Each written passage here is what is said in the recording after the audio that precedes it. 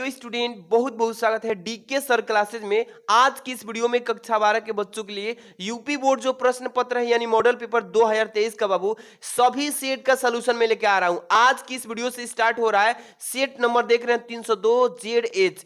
इस सेट का पूरा सलूशन देख रहे हैं ना, कॉपी पे एक एक प्रश्न का बारीकी से, और आज की इस वीडियो का पीडीएफ भी हम आपको देने जा रहे हैं बाबू। तो आज की इस वीडियो में देखिए सेट नंबर जो ZH है इसको आप पढ़ के तैयारी कीजिए। बोल रहा हूं ना 22 तारीख को सेम क्वेश्चन फंसेंगे, 22 फरवरी को सेम क्वेश्चन फंसेंगे। और बोल रहा हूं कि सातों सेट, बस सातों सेट अगर आप अच्छे से तैयार कर लेते हैं तो भी आप 90% नंबर ला सकते हैं, क्योंकि सेट में से ही क्वेश्चन बनाया जा रहा है। इस बार सभी सेट में से ही क्वेश्चन निकाल निकाल करके पेपर बनाया जा रहा है, इसलिए आप सातों सेट पढ़ लीजिएगा 22 फरवरी से पहले। और आज का ये पहला सेट देखिए, दूसरा सेट शाम को ही आ रहा है, मतलब पूरा सातों सेट आपको कल तक मिल जाएगा सुबह तक। तो आप लोग जल्दी से जल्दी इस वीडियो को लाइक शेयर कर देना और दोस्तों में इसको फैला दीजिए, सातों सेट यहां से प्रिपरेशन कर ले। चलिए देख रहे हैं ना, यूपी बोर्ड प्रश्न पत्र, इसी को मॉडल पेपर बोलते हैं। सामान्य हिंदी कक्षा 12 इसको सॉल्व यानी हल सहित बताएंगे सभी सेट का, ठीक है।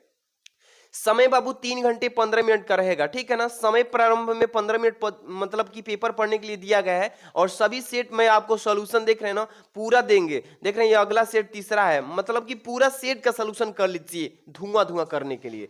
इसमें निर्देश दिया है पहले नंबर कि संपूर्ण प्रश्न पत्र 2 खंडों में क और ख में मिलेगा, ठीक है। इसके बाद दूसरा है कि सभी प्रश्न अनिवार्य, यानी कोई भी प्रश्न आपको छोड़ने नहीं है। यहां से सेट नंबर पहला जो कि 302 ZH कोड का ये पेपर है, इसका पूरा सॉल्यूशन आज की इस वीडियो में खत्म करेंगे, ठीक है बाबू। ध्यान से बैठ जाइए और इंटरेस्टिंग के साथ आपको पढ़ाएंगे कि आपको मतलब बोरिंग भी महसूस नहीं होगा, और पूरे अच्छे से प्रिपरेशन करिए सातों सेट। चलिए पहला नंबर जो क्वेश्चन है खंड क से स्टार्ट होगा, ठीक है। खंड क से स्टार्ट होगा पहला क्वेश्चन, और यहां पे देखिए लिखा है ना यहाँ पे कि आचरण की सभ्यता निबंध के लेखक कौन है। आचरण की सभ्यता निबंध के लेखक कौन है, यहाँ पे 4 विकल्प दिया है। रामचंद्र शुक्ल जी, महादेव वर्मा, महावीर प्रसाद द्विवेदी, सरदार पूर्ण सिंह, इसके बाद है संपूर्णानंद। तो यहाँ पे आचरण की सभ्यता निबंध के लेखक की बात आएगी तो यहाँ पे सरदार पूर्ण सिंह। देखिए डायरेक्ट मैं आपको पहले 5 विकल्प ही करा लेता हूं, इसके बाद कॉपी पे लेके चलता हूं, ठीक है बाबू। धैर्य से एक एक चीज को कंफर्म करते चलिए। ख नंबर देखिए, हिंदी नई चाल में ढली यह कथन किसके मतलब द्वारा लिखा गया था, किस लेखक के द्वारा, ठीक है। तो यहाँ पे देखिए भारतेंदु हरिश्चंद्र जी के द्वारा लिखा गया था। किसके द्वारा? भारतेंदु हरिश्चंद्र जी के।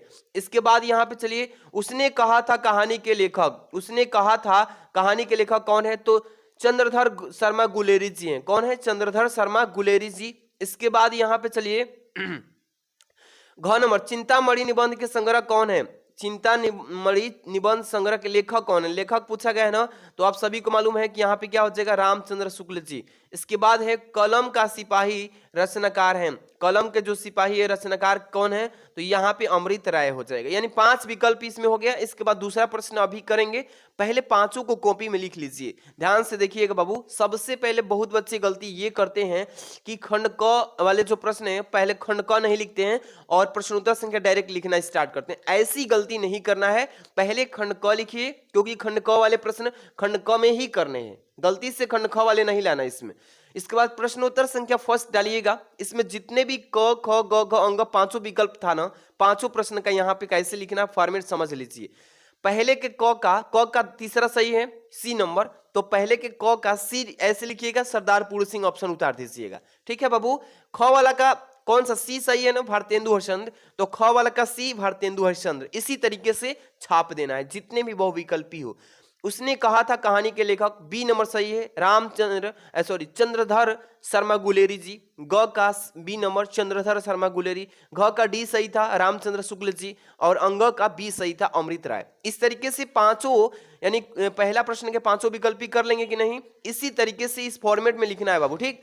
और बच्चे पूछ रहे थे कि सर क्या हम ये लाइन छोड़ छोड़ कर लिखेंगे। देखिए पहला प्रश्न दूसरा प्रश्न के लिए लाइन छोड़ दीजिएगा, बेस्ट लगेगा। देखिए इतना तो लिखिएगा, इस तरीके से 5 विकल्पिक हो जाएगा बाबू। इसके बाद एक लाइन छोड़ दीजिएगा और प्रश्नोत्तर संख्या लिख लीजिएगा, ठीक है। इसके बाद दूसरा, पहले देखिए दूसरा में कह रहा है कि क नंबर की प्रिय प्रवास की रचयिता कौन है। मैथिली षडगुप्त, सियाराम षडगुप्त, अयोध्या सिंह पादे, हरियोध, जयशंकर प्रसाद। यानी कि प्रिय प्रवास जो रचयिता है इसके मतलब की रचयिता कौन है, तो इसका हो जाएगा क्या बाबू कि अयोध्य सिंह उपाध्याय हरिऔध, इनका शॉर्ट नेम और हरिऔध जी भी लिख सकते हैं, कोई दिक्कत नहीं। इसके बाद ख नंबर देखिए, निम्नलिखित में से छायावाद के लिए कवि हैं। 4 विकल्प है, इसमें से कौन से छायावाद के कवि हैं, जल्दी जल्दी फटाफट से बताते भी चलिएगा। तो यहाँ पे देखिए मुकुटधर पांडे, ये जो है छायावाद के कवि हैं, ठीक है। इसके बाद निम्नलिखित में से कौन सा कवि छायावाद युग का नहीं है, यानी चारों विकल्प में से पूछा गया कि कौन सा कवि जो है छायावाद का नहीं है। सूर्यकांत त्रिपाठी निराला ये भी नहीं है,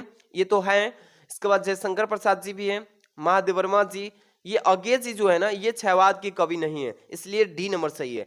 घ नंबर देखिए, रश्मि रथी किस कोटि की रचना है। रश्मि रथी जो है किस कोटि की रचना है, महाकाव्य का, खंड काव्य का, मुक्त का, गद काव्य का। जल्दी जल्दी बताते चलिए आप भी, यहाँ पे क्या होगा, खंड काव्य। रश्मि रथी जो है ये खंड काव्य कोटि की रचना है। इसके बाद अंगा नंबर, बादल की घिरे देखा है, बादल को घिरे देखा है किसकी है, इसमें जल्दी से कमेंट कीजिए। जो बच्चे बोल रहे हैं सर नागार्जुन होगा, बहुत सुंदर।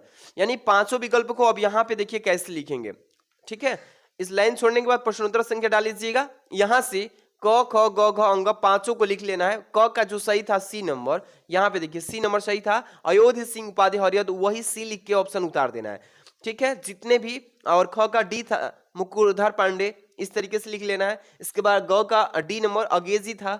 इसके बाद घ में क्या था, बी नंबर खंड काव्य था। इसके बाद अंग का बी नंबर था नागार्जुन था। इस तरीके से आप पांचों जो है आराम से लिख लीजिएगा। पहला प्रश्न से 5 नंबर मिलेगा, दूसरा से भी 5 नंबर, 10 नंबर की बहुविकल्पी की तैयारी कर लिया आपने। आगे बढ़ते हैं। अब यहां से ध्यान दीजिएगा बाबू, आप सातों सेट पढ़ करके मैं कह रहा हूं गारंटी कि 90% ला सकते हैं, क्योंकि इसी सेट में से ही आपका क्वेश्चन बन के आएगा पेपर। इसी सेट में से ही इधर से उधर बस चेंजिंग हो जाएगा क्वेश्चन, लेकिन इसी में से पेपर बनेगा, ठीक।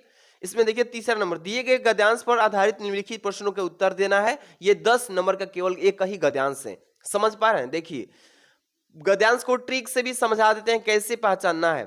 समझ में आ गया कि पृथ्वी के विशाल प्रांगण में सब जातियों के लिए समान क्षेत्र है। समन्वय के मार्ग से यहाँ पे भरपूर प्रगति और उन्नति करने का सबको एक जैसा अधिकार है। किसी जन को पीछे छोड़कर राष्ट्र आगे नहीं बढ़ सकता, ठीक है। अतएव राष्ट्र प्रत्येक अंग की है, ठीक है ना। इस यहाँ पे चलिए, प्रत्येक अंग की, यहाँ पे देखिए सुध हमें लेनी होगी। सुध हमें क्या करनी होगी बाबू, लेनी होगी। राष्ट्र के शरीर के एक भाग में यदि अंधकार और निर्बलता का निवास है तो यानी कि समग्र राष्ट्र का स्वास्थ्य उतने अंश में असमर्थ रहेगा। देखिए ट्रिक से कैसे पहचानना है कि किस पार्ट से दिया गया है, ट्रिक समझेंगे। देखिए उस पार्ट का नाम मिलेगा कहीं ना कहीं छोटा सा शब्द के रूप में, जैसे राष्ट्र दे दिया ना, तो आपको ये जानकारी हो जाएगा कि राष्ट्र से जुड़ा हुआ कौन सा ऐसा पार्ट है। तो राष्ट्र के स्वरूप कौन सा है बाबू, राष्ट्र के स्वरूप आपका चैप्टर है ना, उसी से इसको दिया है। ट्रिक समझिए, किसी भी पार्ट का नाम छोटा सा अंश मिल जाएगा, जरूर मिलेगा, या रिलेटेड कुछ शब्द मिलेगा उससे। इसमें 5 प्रश्न रहेंगे, क ख ग घ अंग। इस पांचों प्रश्न का जवाब देना है। अगर ये नहीं कर पाते हैं तो यहाँ पे भी दिया है कि कहते हैं दुनिया बड़ी भुलक्कड़ है, केवल उतना ही याद रखती है जितने में उसका स्वार्थ साधता है, बाकी को फेंक कर आगे बढ़ जाती है। शायद अशोक से उसका स्वार्थ नहीं साधा, क्योंकि उसे वह याद रखती है कि सारा संसार स्वार्थ का अखाड़ा ही तो है।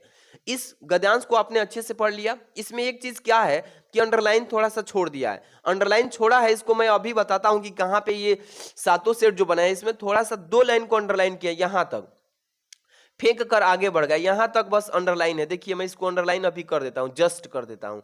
आपको मैं पूरी अच्छी सी तैयारी समझा दूंगा कि कैसे करना है एक एक मॉडल्स को। आप 90 मतलब कि नंबर अचीव कर सकते हैं, 95 लाएंगे बाबू, अच्छे से पढ़ लेंगे तो। देखिए इसमें ये अंडरलाइन किया हुआ है, यहां तक बढ़ती जाती है, यहां तक बढ़ जाती है। अब देखिए पहला प्रश्न इसमें पूछा है कि उपयुक्त गद्यांश के पाठ के लेखक और नाम लिखिए, रेखांकित अंश की व्याख्या कीजिए, अशोक को विस्मृत करने का आधार किससे माना गया है। ठीक है, चलिए इसको मैं सॉल्व करता हूं। बहुत बच्चे बोल रहे थे कि सर अगर कोई हमें अथवा वाला प्रश्न करना होगा, अथवा वाला, तो कैसे कॉपी में लिखेंगे, तो इसको ही मैं बता देता हूं, नहीं तो आपको जो आसान लगे उसको भी कर सकते हैं, ये भी कर सकते हैं। ठीक है, चलिए अथवा वाला बता दूं ताकि पेपर में अथवा वाला आपको आए तो कैसे उसको सॉल्व करेंगे। यहां पे आ जाइए, हम एक एक प्रश्न का निचोड़ और इसका पीडीएफ भी दे देंगे। ठीक है बाबू, बढ़िया से बस जुड़ जाइए पूरे पेपर तक, जितने Hindi, English, chemistry, bio, physics जितनी भी है ना, आपको पूरा हम यहां से तैयारी मात्र इस पेपर के थ्रू कराएंगे। अथवा वाला देखिए, सबसे पहले प्रश्नोत्तर संख्या डालना है। क्या बाबू, यहाँ पे प्रश्नोत्तर संख्या 3 लिखिएगा, इसके बाद अथवा लिख दीजिएगा, ठीक है ना। अथवा वाला कर रहे हैं तो अथवा, एक तो यहाँ से भी एग्जामिनर पहुंच जाएगा, मतलब कि कौन सा क्वेश्चन किए हो। दूसरे नंबर ये संकेत डाल दीजिएगा कि ये वाला संकेत से भी पकड़ लेगा, कहते हैं और लास्ट में डॉट डॉट करके का अखाड़ा ही तो है, ये संकेत के माध्यम से एग्जामिनर चेक कर लेगा कॉपी। इसके बाद यहाँ से पहला प्रश्न का आंसर देना होगा कि यहाँ पे लिखा है कि उपर्युक्त गद्यांश के पाठ और लेखक का नाम बताइए। पाठ और लेखक का नाम पूछा है ना बाबू, तो पाठ और लेखक का नाम पूछा है तो यहाँ पे क नंबर का लिखेंगे ब्लैक पेन से, पाठ का नाम अशोक का फूल से, ठीक है। लेखक का नाम कौन है इसके, तो डॉक्टर हजारी प्रसाद द्विवेदी जी हैं, ठीक है ना। इस तरीके से इसको पूरा बढ़िया से लिख लेंगे। इसमें भी देखिए ट्रिक क्या, अशोक दिया है ना, तो अशोक के फूल वाला से ये गद्यांश दिया गया है। ट्रिक समझ में आ गया ना, छाप लेंगे 2 नंबर।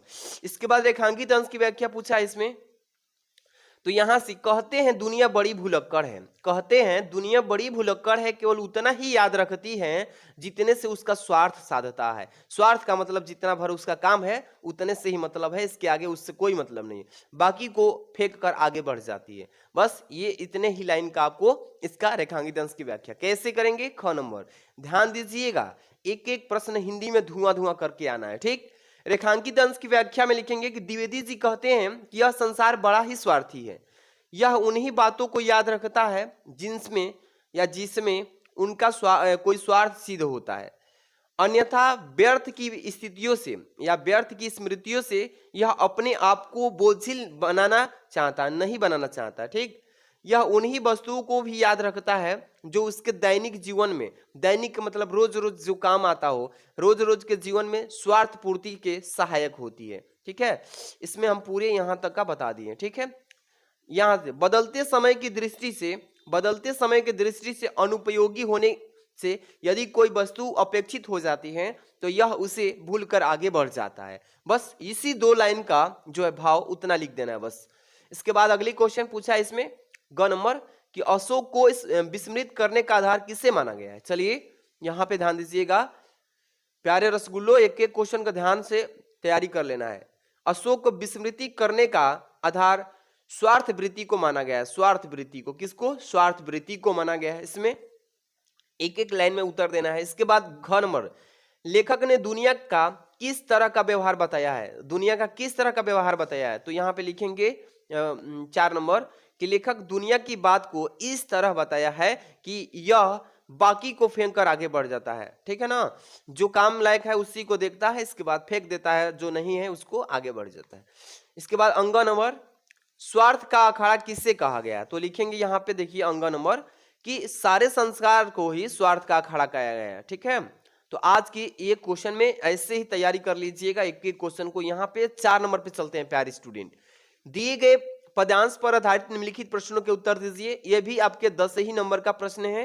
इसमें लिखा है ना, ध्यान दीजिएगा कि जलधि के फूटे कितने अब लिखा द्वीप कच्छप डूबे उतराए किंतु वह खड़ी रहे दृढ़ मूर्ति, ठीक है ना। इसके बाद अभ्युदय का हर रही उपाय, शक्ति के विद्युत का जो व्यस्त विकल बिखरे हैं तो निरुपाय, समन्वय उसका करे समरथ, विजयिनी मानवता हो जाए। जैसे इस पद्यांश को आपने पढ़ा, आपको यहाँ पे पता चल गया होगा किस पार्ट से दिया है। इसमें भी 5 प्रश्न रहेंगे। इसके बाद अगर वो नहीं करना चाहते तो अथवा में दिया है तुम मांसहीन तुम रक्तहीन हे आशीषेष है अस्थिहीन। यहां तक पूरा पढ़ेंगे। चलिए तो मैं एक एक को सॉल्व कराऊंगा। इस पेपर में जितने भी सेट है ना, एक एक को अथवा वाला या मेन करके कराऊंगा। ये जो पहला है इसको कराता हूं। जैसे कि जलधि के फूट कितने उत्सव, इसको कैसे करेंगे, आइए आइए एक एक हम प्रश्न का जवाब निचोड़ तरीके से फोड़ करके देंगे, ठीक है ना। बस जुनून के साथ पढ़िए मेरे साथ। एक मोटिवेशन आपको कर दूं, मोटिवेशन कर दूं कि बाज बनाकर छोड़ूंगा तुझे, बाज बनाकर छोड़ूंगा तुझे, बस पंख लगाना ये बाकी है, बारूद तो खुद ही तेरे अंदर है, बस आज की इस वीडियो से आग लगाना बाकी है। तो एकदम 22 तारीख को धुआं धुआं करना है बाबू, तो एकदम पेपर में बने रहिए। देखिए यहाँ पे पहले तो इसका संकेत डालेंगे, जैसे प्रश्नोत्तर संख्या 4 कर रहे हैं मेन वाला, तो ऐसे ही लिखेंगे। इसके बाद संकेत लिख दीजिएगा। इसमें जलधि के, यहां से जलधि के और बीचवा में जो इतना दिया है बड़ा ना, इसको डॉट डॉट कर दीजिए। लास्ट में मानवता हो जाए इसको लिख दीजिए। संकेत तो डालने से लगभग सभी बच्चे को आ जाए, मतलब आ रहा होगा। ठीक, अब हम बात करेंगे आगे। पहला प्रश्न पूछा है इसमें कि उपर्युक्त पद्यांश के कवि और लेखक का नाम जल्दी से छाप दीजिए। हम आपको 2 नंबर दे देंगे। इस तरीके से प्रश्न कर रहा है तो कैसे छापेंगे आइए बताते हैं। क नंबर का कवि का नाम, सॉरी कविता का नाम, इसी को बोलते हैं पद्यांश, ठीक है ना। तो कविता भी लिख सकते हैं या पद्यांश भी लिख सकते हैं, कोई इसमें फर्क नहीं है। तो कविता का नाम श्रद्धा मनु से ये लिया गया था, आपको पहचान आ गया होगा पढ़ते ही टाइम पे। इसके राइटर जो है, कवि कौन है, पोएट, कवि जो है इसके जयशंकर प्रसाद, इन्हीं का ये श्रद्धा मनु। ठीक है, आगे बढ़ते हैं प्रश्न नंबर 2। देखिएगा बाबू, कहते हैं कि रेखांकित अंश की व्याख्या कीजिए। ये जो 2 ही लाइन जो अंडरलाइन किया है ना, ये 2 लाइन का बस व्याख्या कर देना है कि समन्वय उसका करे समरथ अब विजयनी मानवता हो जाए। इसी का 2 लाइन का यहाँ पे, चलिए हम बताते हैं किस भाव में इसको व्यक्त करना है। रेखांकित अंश की व्याख्या डाल दीजिएगा हेडिंग, छापना स्टार्ट कीजिएगा बाबू। कैसे लिखेंगे कि जब तक मानव अपनी शक्ति नहीं करता, जब तक मानव अपनी शक्ति नहीं करता और वह बिखारी अवस्था में रहती है, तब वह यानी कि तब तक वह शक्तिहीन बना रहता है। ठीक है, मतलब कि आपके पास बुद्धि है लेकिन जब तक उसको करेंगे नहीं शक्ति से, दिल से, तब तक वो होने वाला नहीं है। किंतु यदि वह समन्वित हो जाए तो उसमें विश्व भर को जीत लेने के अपार शक्ति प्रकट हो जाती है। यानी कि जब लक्ष्य से टारगेट आ जाता है ना, तो किसी भी चीज को हासिल कर लेंगे, पूरे विश्व विजेता बन सकते हैं और मानवता अपने पूर्ण विकसित रूप में प्रतिष्ठित हो जाएगा और आपका जो ज्ञान है धीरे धीरे फैलने लगेगा। आगे बढ़ते हैं, अगला प्रश्न है इसमें 3 नंबर कि दृढ़ मूर्ति से आशय किसकी मूर्ति से है। जो दृढ़ मूर्ति है, तो दृढ़ मूर्ति जो है इसका मतलब किसकी, मतलब आशय जो पूछा है, आशय का मतलब ही होता है मतलब, दृढ़ मूर्ति का मतलब क्या होगा। तो ग नंबर लिखेंगे, दृढ़ मूर्ति से आशय मानवता की मूर्ति, यानी जो मनुष्य है ये मिट्टी का पुतला है, इसी को मूर्ति बोला गया है, तो मानवता की मूर्ति को बोला गया है दृढ़ मूर्ति। इसके बाद अगला है घ नंबर, उत्स और अभ्युदय शब्दों के अर्थ बताइए। इसी तरीके से पेपर में छापेगा तो बोलेंगे कि उत्स का अर्थ होता है स्रोत, ठीक है ना, स्रोत। अभ्युदय का मतलब जागना, ठीक है। अगला है 5 अंग नंबर, दीप कक्ष में कौन सा अलंकार छिपा है। दीप कक्ष में रूपक अलंकार है, क्या है बाबू, रूपक अलंकार। देखिए यहाँ पे लिखेंगे अंग कि दीप कक्ष छप है जो, इसमें रूपक अलंकार होता है। ठीक, आप लोग इस तरीके से पूरे जो पद्यांश दिया हो, गद्यांश दिया हो, 10-10 नंबर के बेस्ट तरीके से बाबू छाप के लिखना है पेपर में। हाँ, थोड़ा टाइमिंग जो है मैनेज करके रखना है, कितना समय देना है किस प्रश्न पे, ये तो आप कर लेंगे। अथवा वाला कर लीजिएगा बाबू, क्योंकि ये क्वेश्चन एकदम सटीक तैयारी करके जाएंगे ना, फोड़ के आएंगे, फोड़ के। अगला प्रश्न है 5 नंबर, क्या बोला है इसमें, चलिए हम आपको दिखाते हैं कि एक प्रश्न को। बोला है कि क नंबर कि निम्नलिखित में से किसी एक लेखक का साहित्यिक परिचय देते हुए उनकी प्रमुख रचनाओं का उल्लेख कीजिए। जैसे कि 3 यहाँ पे दे रखा है नाम, जो कि लेखक हैं वासुदेव सागरवाल जी, हजारी प्रसाद द्विवेदी जी, डॉक्टर एपीजे अब्दुल कलाम। तीनों में से किसी एक का साहित्यिक परिचय छाप देना है, 5 नंबर मिलेगा। चलिए मैं डॉक्टर हजारी प्रसाद द्विवेदी जी का ही आपको साहित्यिक परिचय बताता हूं, क्योंकि बहुत बच्चे अलग अलग तैयारी किए हैं, बट जो है ना ये हजारी प्रसाद द्विवेदी का वायरल है, एकदम वायरल है। इस बार आना एकदम 100%, नहीं आया तो बोलिएगा कि सर क्या बोले थे आप। चलिए आइए बाबू, हम आपको इतना बेहतरीन तरीके से नोट्स भी दे देंगे।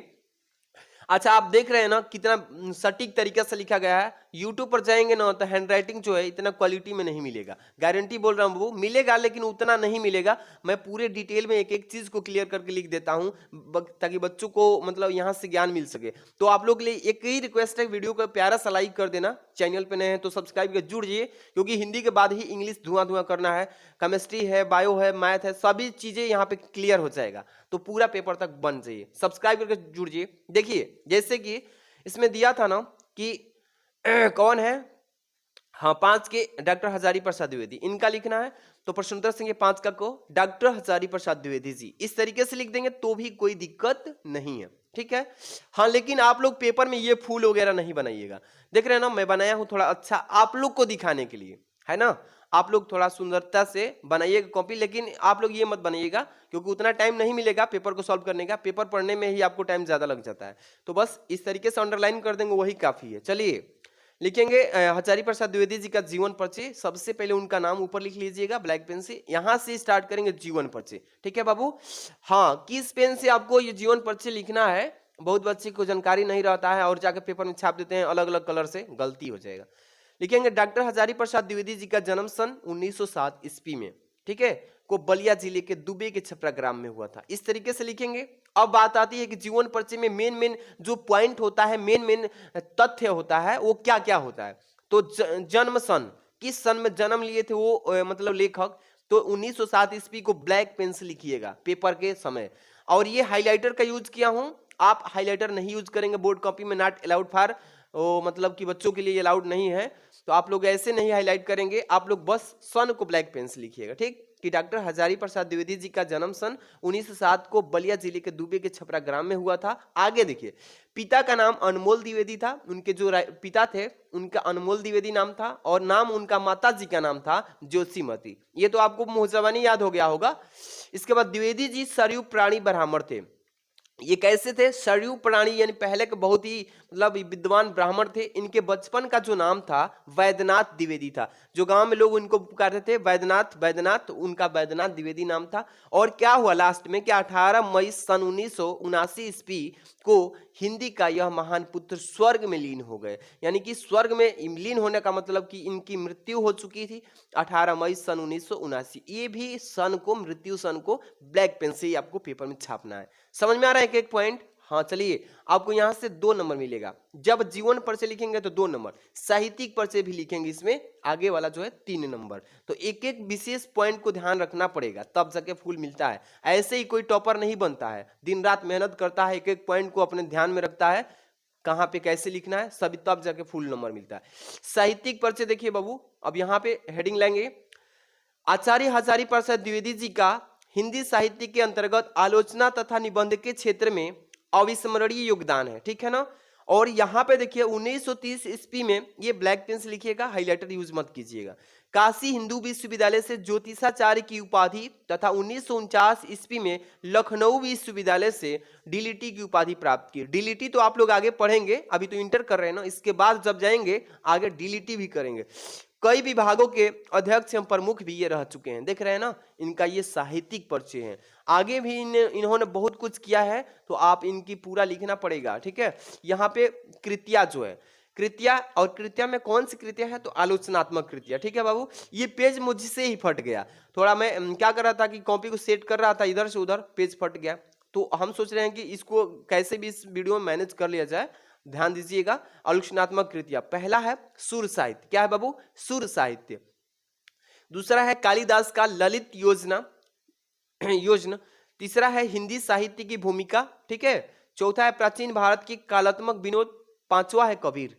यानी कि आलोचनात्मक कृतियां बस आप चाहें तो 3 भी लिख सकते हैं, अधिक से अधिक 4-5 लिख दीजिएगा, नहीं तो एग्जामिनर समझेगा कि नहीं लिखे, एक लिख के छोड़ेंगे तो नंबर नहीं देगा, समझेगा कि बच्चा को याद नहीं है, ये भी चीट करके कहीं से लिखा होगा।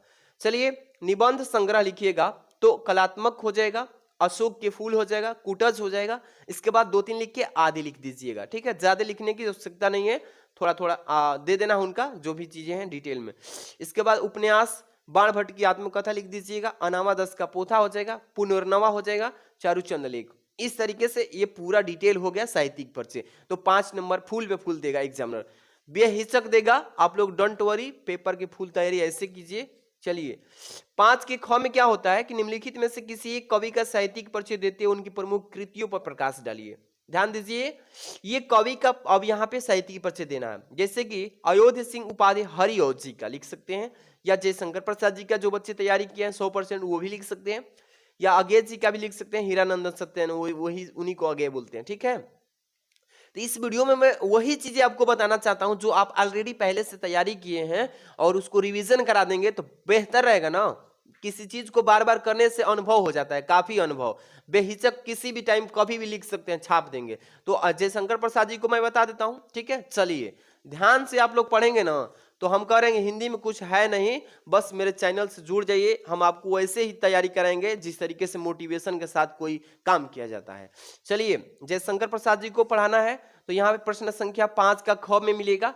और एक चीज मैंने यहाँ गलती किया है कि जो लाइन दिया है मार्जिन लाइन कॉपी का, इसको ऊपर प्रश्न उत्तर संख्या डाल दिया है, ताकि ये इसलिए डाला हूं कि बच्चों को थोड़ा उस समय मैं ध्यान दिला दूं कि आप लोग ऐसी गलती मत कीजिएगा, ठीक है, ये मार्जिन लाइन के नीचे ही प्रश्न उत्तर संख्या आप डालिएगा। ठीक, इसके बाद जिसके विषय में लिख रहे हैं उसका नाम पहले ब्लैक पेन से लिख दीजिएगा। हाँ, एक चीज, ये मैं मार्कर जो आता है ना, मतलब स्केच बोलते हैं उसको, मैं स्केच से हेडिंग डाला हूँ। स्केच से क्या होता है, कॉपी का जो उधर पेज है उधर भी दिखाई देता है। थोड़ा आप मोटा पेन ले लीजिएगा, 10 का मिलता है। डॉट पेन के थ्रू नहीं लिखेंगे तो जेल पेन भी हेडिंग डालने के लिए ले सकते हैं। ठीक है बाबू, चलिए अब इनका जीवन परिचय लगाएंगे हेडिंग।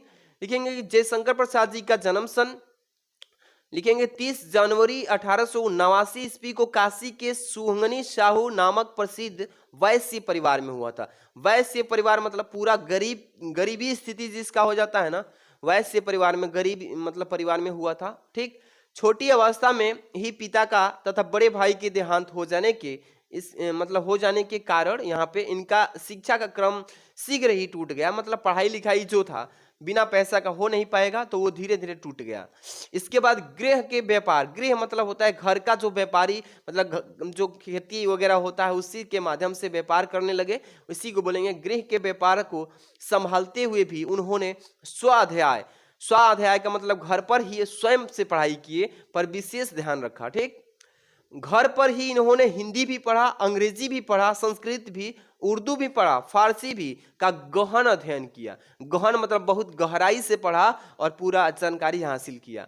परिवारजनों, परिवारजनों का मतलब जो भी लोग थे घर में, परिवार के लोग थे, की मृत्यु, अर्थ संकट, पत्नी का वियोग आदि यहाँ पे देखिए संघर्षों को अत्यंत जीवन झेलता हुआ यह अलौकिक प्रतिभास, यहाँ पे देखिए संपन्न युगाष्ट साहित्यकार हिंदी के यानी मंदिर में अपूर्ण गंधमय रचना सुमन अर्पित करता रहा। ठीक, ये था इनका जीवन। इसके बाद क्या हुआ कि 14 जनवरी 1937 ईस्वी को इनका रोग जर्जर शरीर निष्प्राण होकर हिंदी साहित्य के अंतर्गत ये मतलब हिंदी साहित्य के एक अध्ययन का निष्ठाक्षेप हो गया, यानी कि स्वर्ग में लीन हो गए। तो देख रहे हैं ना, इन्होंने बहुत ही अपना जीवन मतलब कष्ट में बिताया है, तभी जाकर के आज आप इनके जीवन के बारे में पढ़ रहे हैं, इनका पूरा गुणगान देख रहे हैं कि क्या क्या इन्होंने झेला है, कैसे आगे बढ़ा है। तो ये देखिए इनकी साहित्यिक परिचय भी देखेंगे। श्री जयशंकर प्रसाद क्षयवाद के प्रवर्तक और नायक तथा प्रतिनिधि कवि होने के साथ साथ युग प्रवर्तक, नाटककार, ठीक है ना, युग प्रवर्तक के साथ नाटककार भी थे, नाटक भी लिखते थे। ऐसे ही नहीं थे, बहुत ही इन्होंने योगदान किया है अपने देश के प्रति। कथाकार तथा उपन्यासकार भी थे। विशुद्ध मानवतावादी दृष्टिकोण वाले प्रसाद जी ने अपने काव्य में आध्यात्मिक आनंद भाव की है। प्रेम और सौंदर्य इनके प्रमुख काव्य के प्रमुख विषय भी रहे हैं। इतना लिख देंगे। ठीक है, अगला जो हेडिंग होगा प्यारे स्टूडेंट, रचना। इनकी क्या रचनाएं थी बाबू, ये हेडिंग डाल के लिखना ही पड़ेगा। समझ पा रहे हैं ना मेरी बात। प्रसाद जी अनेक विषयों एवं भाषाओं के प्रकांड पंडित और प्रतिभा संपन्न कवि थे। विशुद्ध मानवतावादी दृष्टिकोण वाले प्रसाद जी ने अपने काव्य में आध्यात्मिक आनंद की प्रतिष्ठा की है। इन्होंने नाटक, उपन्यास, कहानी, निबंध आदि भी रचा है। समझ में आ गया प्यारे स्टूडेंट। आगे बढ़ते हैं बाबू, देखिएगा ये है निबंध। निबंध भी लिख दीजिएगा, 2-3 थे लिख दीजिएगा, लास्ट में आदि लिख देंगे तो कोई दिक्कत नहीं होगा। जैसे काव्य और कला उन्हीं का निबंध है और अन्य भी अन्य जो है निबंध उन्हीं का है, इस तरीके से लिख देंगे। इसके बाद लास्ट हेडिंग होगा इस मतलब साहित्यिक परिचय का, साहित्य में स्थान। उनका साहित्य में क्या स्थान था कि प्रसाद जी असाधारण, मतलब कि कैसे थे, असाधारण प्रतिभाशाली कवि थे। अब देखिए उनके काव्य में एक ऐसा नर्सिंग आकर्षक एवं चमत्कार है। बस इतना लिख देंगे, साहित्य में स्थान 5 नंबर क्या काम कर लिया आप बाबू। ठीक है, ऐसे ही कॉपी लिखना है, बेस्ट से बेस्ट अपना देना है जितना हो सके। तैयारी अच्छा रखेंगे तो ही आप तो गर्दा मचाएंगे। कितने तारीख को, 22 फरवरी को। अब आएंगे बाबू, ये जो मैं लिखा हूं ना, ये कैसे लिखा हूं यहाँ पे ध्यान दिलाएंगे। जैसे कि देखिए प्यारे स्टूडेंट, 6 नंबर पंचलाइट अथवा ध्रुव यात्रा कहानी का सारांश लिखिए।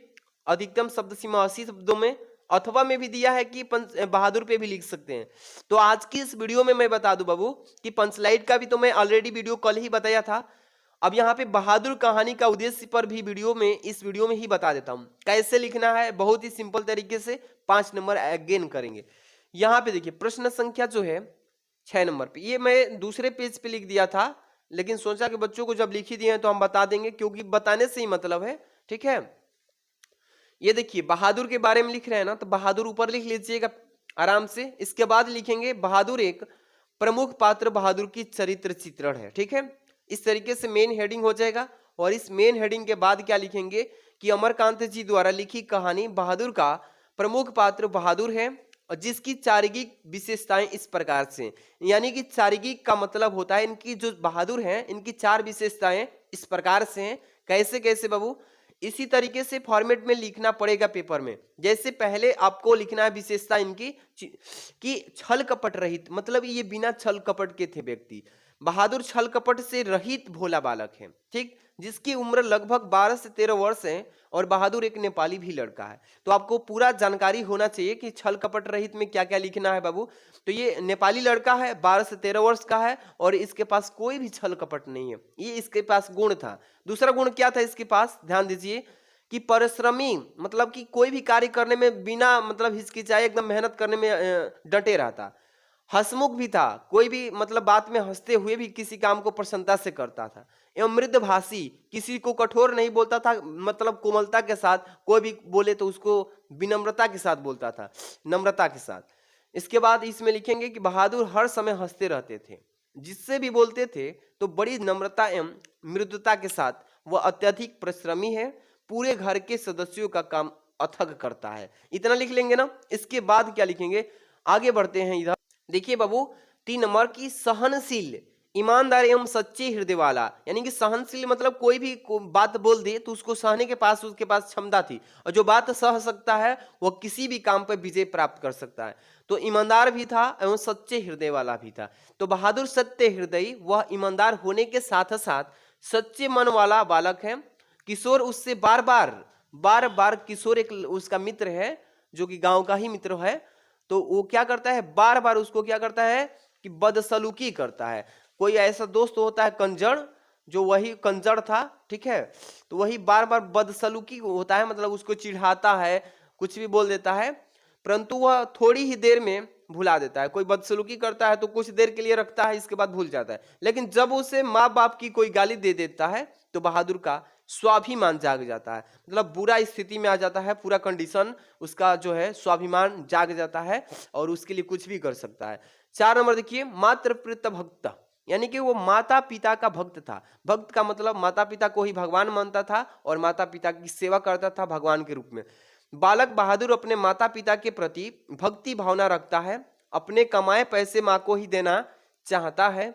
इस प्रकार हम देखते हैं कि बहादुर एक व्यवहार कुशल, स्नेही एवं ईमानदार बालक है। उसका चरित्र पाठक को अपनी ओर आकर्षित करता है, यानी कि उसका जो 4 चरित्र आपने पढ़ा वो पाठक जो है, जो लिखने वाला है, वो अपनी ओर आकर्षित कर लेता है वो गुण उसका, और बहुत ही उसको खुशी मिलती है इस गुण को देखकर। आगे बढ़ते हैं बाबू, चलते हैं क्वेश्चन नंबर आगे से स्टार्ट करेंगे। हाँ, आप लोग से एक रिक्वेस्ट है कि 7 नंबर क्वेश्चन ध्यान से समझिएगा। स्वपठित खंड काव्य के आधार पर किसी एक खंड के एक प्रश्न का उत्तर दीजिए। 80 शब्दों में इसका उत्तर लिखना है। 5 नंबर का ये प्रश्न है। आप किस जिले से हैं जरा कमेंट करिएगा कि हाँ। देखिए एक चीज में सभी बच्चों को जानकारी तो होगा ही कि हर एक जिले का मतलब ग्रुप बनता है कि 5-7 जिलों में ये 2 प्रश्न जाएंगे। तो आप किस जिले से, मुझे तो ये क्लियर मालूम नहीं है कि हाँ बता दूंगा कि ये जिले का आप ये पढ़ लीजिए, इस जिले के ये पढ़ लीजिए, क्लियर मालूम नहीं है। तो आप लोग क्या करिए कि अपना अपना जिला कमेंट कीजिए। जिला कमेंट करेंगे पता चलेगा कि आप किस जिले से हैं, ताकि उसके हिसाब से वीडियो बना दूं, ठीक है। चलिए खंड ख स्टार्ट करते हैं यहाँ से। खंड ख है ये 50 नंबर के। यहाँ से अब हम लोग का यात्रा शुरू होता है। अब बहुत बेहतरीन यात्रा होगा, ध्यान से जुनून के साथ बने रहिए। आज की इस वीडियो में हम पूरा महामैराथन के थ्रू जैसे वीडियो ना है वैसे ही तैयारी करेंगे। ये सेट था पहला, इसके बाद ही दूसरा सेट भी जल्दी ही लगने वाला है प्रीमेरिंग। तो आप लोग शेयर करते रहिए, जमकर के हिंदी में फोड़ करके आना है 22 को। चलिए एक आपको मोटिवेशन सुनाता हूं, फिर यहां से खंड ख स्टार्ट करता हूं कि आंखों में नींद बहुत है, आंखों में नींद बहुत है, मतलब बहुत बच्चे सोचते हैं कि चलिए हम आज 9 बजे सो जाते हैं, आलस घेर लेता है। तो आंखों में नींद बहुत है पर सोना नहीं, और यही समय है आप लोग के लिए आखिरी, इस समय को खोना नहीं। तो 22 तारीख को फोड़ना है ना, तो सोना मत। 10 से 12 बजे तक एकदम पूरा धुआं धुआं पड़ते रहिए। चलिए खंड ख क यहां से 8 का प्रश्न स्टार्ट होता है। क्या बोलेगा इसमें कि दिए गए संस्कृत गद्यांशों में से किसी एक संदर्भ सहित हिंदी में अनुवाद कीजिए। ये गद्यांश दिया रहेगा बाबू, यहाँ पे संस्कृत में रहेगा एक मेन एक अथवा में, दोनों में से किसी एक को करना है, एक को छोड़ना है ना। लेकिन जो आपको आता होगा आसानी से उसी को सॉल्व कीजिए। जिससे पहला है अथैक शकुनीय सर्वेशम मध्यादास ग्रणास्थार्थ। इसके बाद यहाँ पे देखिए त्रिकृतत्व आश्रय वयत, यहाँ पे तत्तः एकह काकह उत्थाय। इसके बाद तित्रष्ठ तावत। इसके बाद अस्य एतमीम, यहाँ पे राजभिषे काले एक नहीं एव है, एव रूपम मुखम कुद्रस्य च कीदृश्यम भविष्यत। इसके बाद क्वेश्चन मार्क है। इसके बाद अनेन ही कुद्रेन अवलोकाकितः वयम तत्पकटाते। देखिए यहाँ पे पक्षी पताक्षितला, यहाँ पे इव तत्वत्रयम, यहाँ पे देखिए धक्षायम मह धक्षामय ईदृशो राजा महम न रोचते। इस पूरे गद्यांश को आपने पढ़ा। आपको यहाँ पे क्या करने के लिए बोला इसको, यहाँ पे इसका संदर्भ लिखिए बाबू। संदर्भ लिखने के बाद इस पूरे संस्कृत का जो है अनुवाद हिंदी में कीजिए, ठीक है। ये करना है। 7 नंबर का प्रश्न है। आज चाहे तो नीचे वाला भी कर सकते हैं या ऊपर वाला। चलिए मैं एक एक को बताता हूं, पहले नंबर बताता हूं, इसके बाद अथवा वाला खुद करना पड़ेगा आपको। चलिए यहां से खंड ख स्टार्ट करेंगे। अब बहुत बच्चे गलती ये भी करते हैं, ध्यान दे दीजिएगा। देखिए खंड क वाले प्रश्न को खंड क में करना था, और खंड ख वाला जो करेंगे ये नया पृष्ठ से स्टार्ट करेंगे बाबू, और खंड ख वाले को ख में ही करना है। बहुत बच्चे गलती करते हैं कि खंड क वाले प्रश्न जो है ना छूट गया था तो सोचेंगे खंड ख में लेकर हल करते हैं। नहीं, ऐसा नहीं करना है।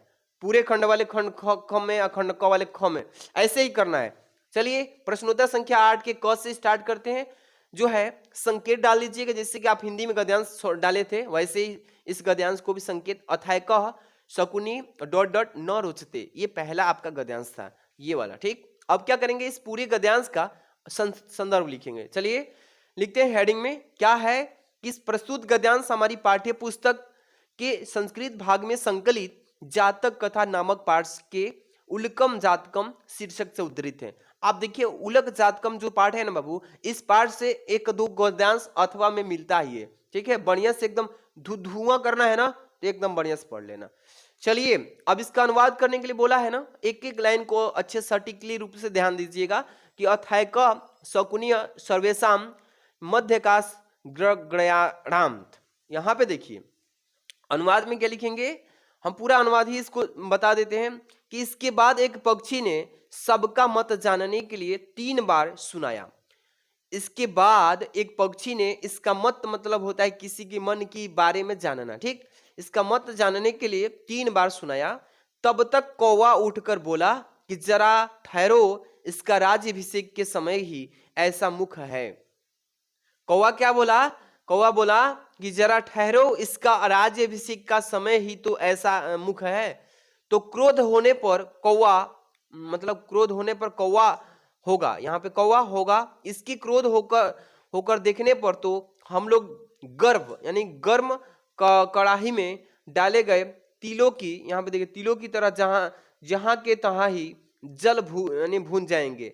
ऐसा राजा मुझे अच्छा नहीं लगता। बस देखिए ये पूरा जो है इसका हिंदी में अर्थ हो गया। आपको ऐसे लिख देना है, तैयारी किए तो बहुत बढ़िया है। आगे बढ़ेंगे, इसमें आप लोग अथवा वाला कर लेना बाबू, ठीक। अगला प्रश्न है 7 का ख नंबर। दिए गए पदांशों में से किसी का संदर्भ हिंदी में अनुवाद करिए। चलिए का दिया है देखते हैं ना।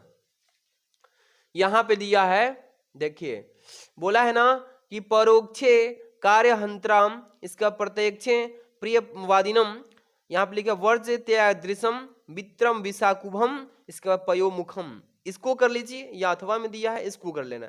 चलिए मैं पहला को बताता हूँ, ठीक। कॉपी में कैसे छापना है, छापने का भी तरीका मालूम होना चाहिए।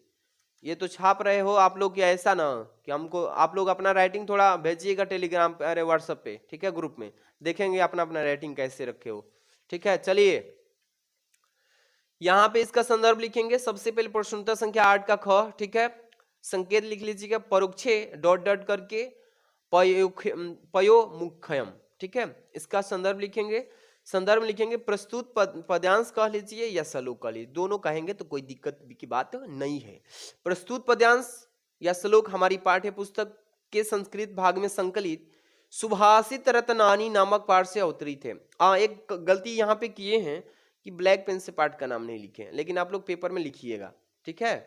इसके बाद हम चलते हैं बाबू, इसका अनुवाद करेंगे कि परोक्षे कार्यहंत्रम प्रत्यक्ष प्रियवादिनम वरयतिर्दृक्षम मित्रम विशाकुभम पयोमुखम। इसका पूरा अनुवाद करना है। चलिए कैसे लिखेंगे अनुवाद, लिखेंगे हेडिंग कि जो पीठ पीछे काम बिगाड़ने वाला हो, जो पीठ पीछे काम बिगाड़ने वाला हो पर सामने मीठे बोलने वाला हो, ऐसा मित्र को ठीक उसी प्रकार छोड़ देना चाहिए जिस प्रकार विष से भरे घड़े को जिसके ऊपर भाग से दूध हो, ठीक है। यानी कि पूरा घड़ा में नीचे जो है पूरा जहर भरा है और ऊपर वाली तली पर दूध भरा है, तो इस तरीके से समझ गए हो कि हाँ इस तरीके का मेरा मित्र है, तो उसका साथ ही छोड़ देना चाहिए।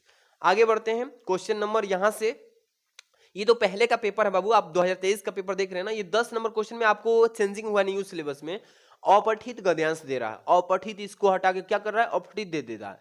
अब उसको पढ़ेंगे, कहानी की तरह गद्यांश है और उसी गद्यांश में से 3 प्रश्न पूछेगा, जवाब देना है, कुछ है नहीं उसमें, आराम से कर लेंगे, एकदम निश्चिंत रहिए, धुआं धुआं करते रहिए। आगे बढ़ते हैं 11 नंबर क्वेश्चन पे, निम्नलिखित में से शब्द युग्म का सही अर्थ चयन कीजिए। जैसे यहाँ पे 11 नंबर लिखा है अविराम अभिराम, अविराम ओहो गलती कर दी, यहाँ पे 9 नंबर नहीं बताया आपको, हम चले गए वहां पे डायरेक्ट। हाँ बहुत बच्चे सोच रहे होंगे सर जी क्या मतलब 8 पर से 9 पे छोड़ के 10 पे आ गए। चलिए चलिए ध्यान आ गया। निम्नलिखित मुहावरे एवं लोकोक्तियों में से किसी एक का अर्थ लिखा, जैसे जले पर नमक छिड़कना, आंख का तारा होना, अपना उल्लू सीधा करना, हवा से बातें करना। हवा में बात करना, कोई बोलता है ना हवा में बात कर रहे हो क्या। चलिए इसमें 1 नंबर जो है जले पर नमक छिड़कना, एक ही करना है, पहले उसका अर्थ लिख के वाक्य में प्रयोग करना है। चलिए प्यारे स्टूडेंट, आंख का तारा होना हम बता देते हैं कि आप लोग भी हमारे लिए आंख का तारा ही हैं। वीडियो को शेयर करते रहिएगा। जैसे कि प्रश्नोत्तर संख्या 9 का क्या है, ख, आंख का तारा होना ब्लैक पेन से, इसका अर्थ लिखेंगे अत्यंत प्रिय होना। आप लोग भी अत्यंत मेरे लिए शिष्य प्रिय ही हो, इसका अर्थ लिखेंगे कि राम कौशल्या की आंख के तारे थे। जो आंख की तारा थे कौन थे, राम थे, किसके, कौशल्या के, लिख देंगे वाक्य प्रयोग खत्म। आगे बढ़ते हैं यहां से, निम्नलिखित में से 11 नंबर का शब्द युग्म का सही चयन करना है बाबू। अविराम अभिराम का क्या होगा, अविराम अभिराम लगातार और रुचिकर, बिना रोक के और सुंदर, अनवरत और आकर्षक, सुंदर और आकर्षक होगा। The number is the right option. चलिए यहाँ पे दिखावत है ना कैसे लिखना है, चलिए देखिए ध्यान से, प्रश्नोत्तर संख्या 11 लिख लीजिएगा प्यारे स्टूडेंट। यहाँ पे क का स नंबर, देखिए अनवरत और आकर्षक ये होगा, हाँ हाँ तो सही बात है, अविराम और अभिराम है ना, ये हो जाएगा इसका सही आंसर, अनवरत और आकर्षक। इसमें अगला प्रश्न इधर है ना। चलिए हम लोग आपको ऐसे तैयारी करा रहे हैं, देखिए अब इसके बाद दूसरा सेट यहाँ से लग रहा है, दूसरा सेट भी आएगा आज ही, मतलब ये पूरा सेट का पेपर ही तो बनाए हैं, ये पूरा सेट का पेपर का निचोड़ पड़ के चाहिए, 95 फोड़ के आएंगे, ठीक। देखिए यहाँ पे लिखा है बिगह, बिहग है ना, बिहग और बिहंग दोनों का अर्थ क्या होगा, पक्षी और बालक, पक्षी और तोता, पक्षी और आकाश, आकाश और पक्षी।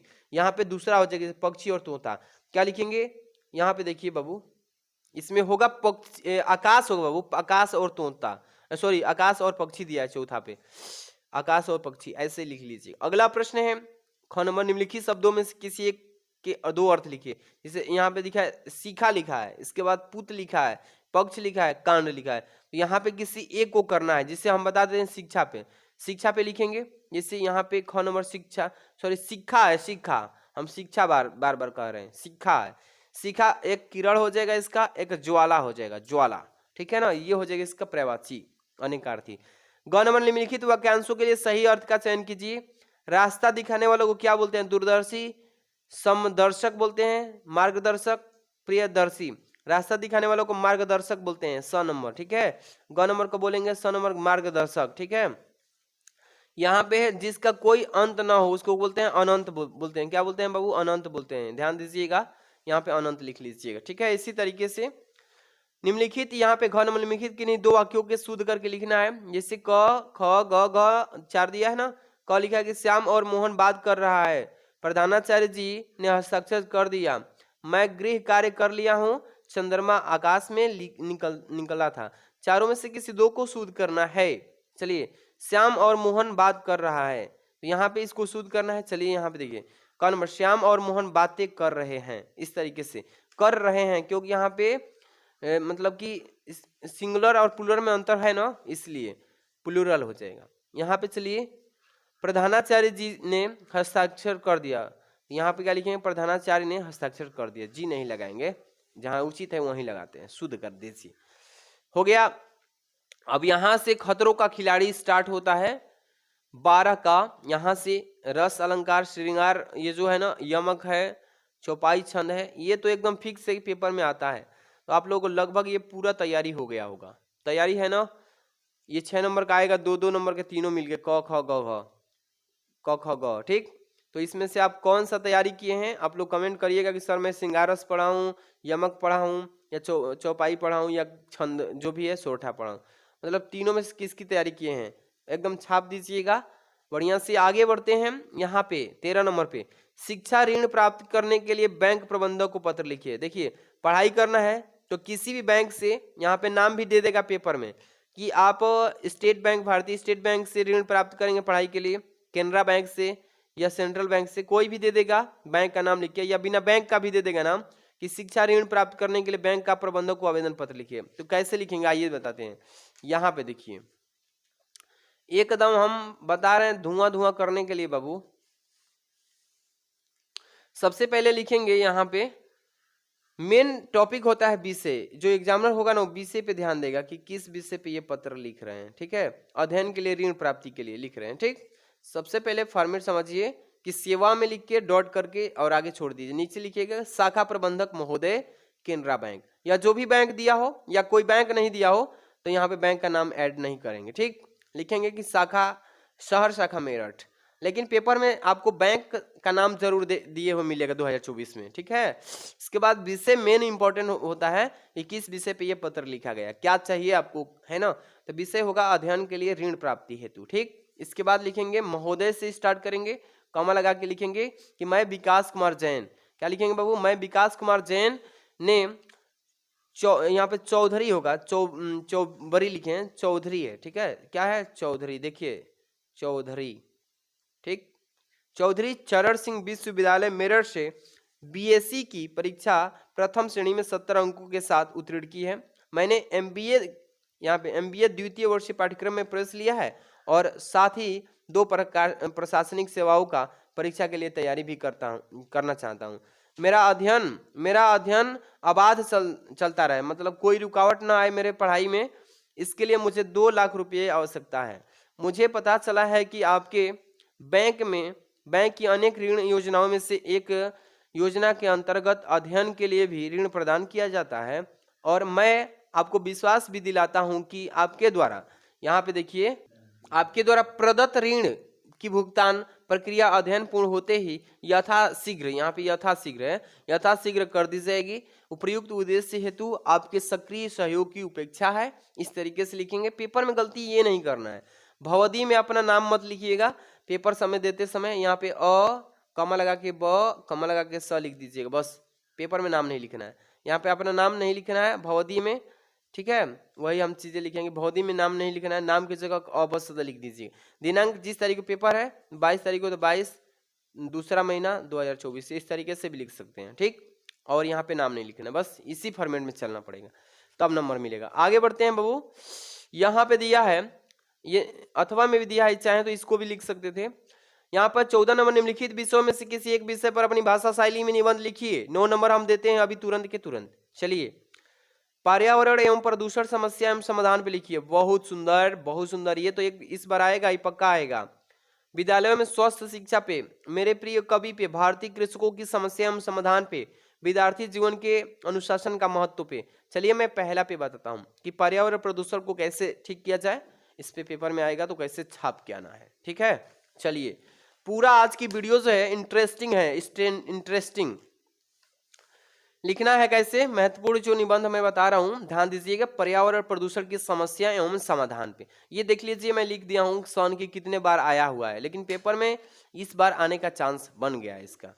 लिखेंगे प्रदूषण का अर्थ, पहली हेडिंग क्या होगी बाबू, प्रदूषण का अर्थ लिखेंगे, ठीक है, कि प्रदूषण का अर्थ क्या होता है। तो स्वच्छ वातावरण में ही जीवन का विकास है, संभव है। जब वातावरण में कुछ हानिकारक तत्व आ जाते हैं तो वातावरण को दूषित कर देते हैं। क्या कर देते हैं? खराब कर देते हैं। यह गंदा वातावरण जीवधारियों के लिए अनेक प्रकार से हानिकारक होता है। इस प्रकार वातावरण के दूषित हो जाने को ही प्रदूषण कहते हैं। समझ में आ गया बाबू? आप देखिए, जनसंख्या की असाधारण विधि एवं औद्योगिक प्रगति ने प्रदूषण की समस्या को जन्म दिया। आपको लिखना है प्रदूषण का अर्थ इतना, ज्यादा नहीं लिखना है, टू द पॉइंट, थोड़ा थोड़ा अच्छा से एकदम सटीक तरीके से आपको लिखना है। चलिए, यहाँ पे प्रदूषण के प्रकार लिखेंगे। प्रकार कई प्रकार के होता है, कैसे कैसे फैलता है। प्रदूषण निम्न प्रकार के होते हैं, ऐसे लिखना है आपको। पेपर में ये आपको रंगीन पेन का यूज नहीं करना है, सीधे सीधे मैं एक ही बात बोल रहा हूँ, ब्लैक पेन ब्लू पेन से यूज करके लिखना है। अब बार बार कमेंट मत कीजिएगा कि हाँ सर ये कलर से वो कलर से लिखेंगे। जैसे पहला हो जाएगा वायु प्रदूषण, दूसरा होगा जल प्रदूषण, तीसरा है ध्वनि प्रदूषण, चौथा होगा रासायनिक प्रदूषण। तो इसमें पहला नंबर का हेडिंग डाल के लिखेंगे इसमें कि वायु प्रदूषण क्या है। जैसे कि वायुमंडल में विभिन्न प्रकार की गैसें एक विशेष अनुपात में उपस्थित रहती है, ठीक है। जीवधारी अपनी क्रियाओं द्वारा ऑक्सीजन यानी कि और CO2 कार्बन डाइऑक्साइड छोड़ते रहते हैं, और हरे पेड़ पौधे प्रकाश की उपस्थिति में कार्बन डाइऑक्साइड लेकर ऑक्सीजन की निष्कासित करते हैं, जिससे कि मनुष्य इसको ग्रहण करते हैं। लिखेंगे इसमें वातावरण में ऑक्सीजन और कार्बन डाइऑक्साइड का संतुलन बना रहता है, ठीक है। ये हेडिंग हो गया वायु प्रदूषण का। इसके बाद लिखेंगे बाबू जल प्रदूषण क्या होता है। लिखेंगे हेडिंग जल प्रदूषण कि सभी जीवधारियों के लिए जल अत्यंत महत्वपूर्ण और आवश्यक है। पौधे भी अपना भोजन जल के माध्यम से प्राप्त करते हैं। वह अपना भोजन जल में घुलनशील विटामिन, यहाँ पे छूट गया, विटामिन से ही प्राप्त करते हैं, ठीक है। आगे बढ़ते हैं प्यारे स्टूडेंट, हम आपको एक एक चीज को क्लियर करके बताते हैं, ध्यान दीजिएगा। जल में अनेक प्रकार के खनिज तत्व, कार्बनिक अकार्बनिक पदार्थ तथा गैसें घुली रहती हैं। क्या रहती है? गैसें घुली रहती हैं। यदि जल में यह पदार्थ आवश्यक से अधिक मात्रा में हो जाता है तब, ठीक है। तीसरा हेडिंग होगा ध्वनि प्रदूषण। लिखेंगे कि ध्वनि प्रदूषण आज की एक नई समस्या है। इसे वैज्ञानिक प्रगति ने पैदा किया है। मोटर कार, ट्रैक्टर, जेट विमान, कारखानों के सायरन, मशीनें तथा लाउड स्पीकर आदि ध्वनि के संतुलन को बिगाड़कर ध्वनि प्रदूषण उत्पन्न करने हेतु अत्यधिक यानी ध्वनि प्रदूषण से मानसिक विकृति हो सकती है। देख रहे हैं ना कितना खतरनाक है ध्वनि प्रदूषण। आगे चलते हैं, लिखना है इसी तरीके से रासायनिक प्रदूषण। अगली हेडिंग लिखेंगे रासायनिक प्रदूषण क्या है।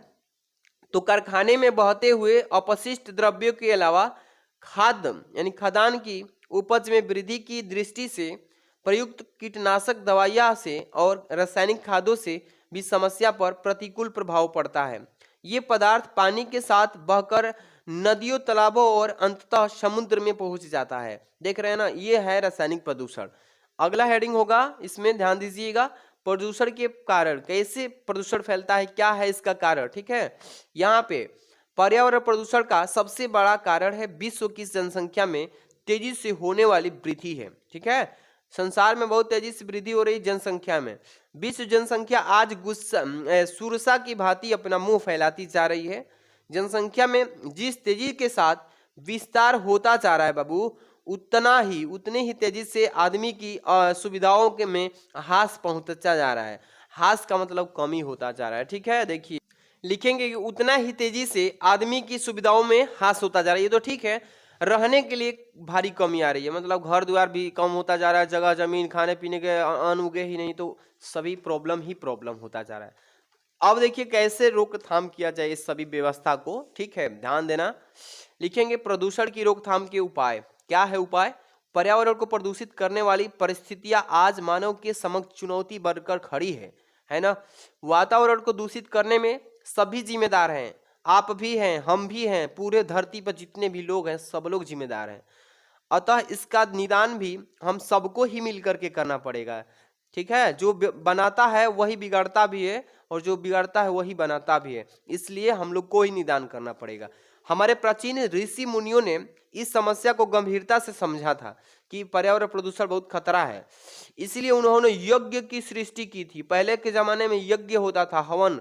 यज्ञों में प्रयुक्त घी, तिल के आदि के कारण वातावरण शुद्ध रहा करता था, कोई भी रोग मतलब नहीं होता था।